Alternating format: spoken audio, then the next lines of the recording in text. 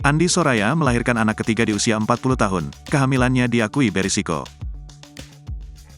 Andi Soraya berbagi pengalamannya melahirkan di usia 40 tahun.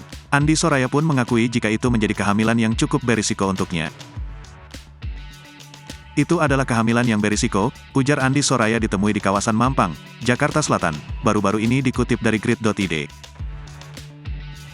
Andi Soraya waktu itu sangat intens memeriksakan kondisi tubuh secara detail agar proses melahirkan berjalan lancar. Duh capek, jadi kalau usia 40 tahun itu sudah harus hati-hati kehamilannya, karena kan peredaran darah tidak senormal anak muda, ucap Andi Soraya. Harus cek jantung, diabetes, itu harus dicek semua.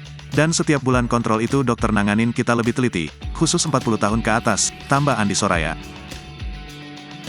Sampai akhirnya Andi Soraya berhasil melewati semuanya dan dikaruniai anak ketiga.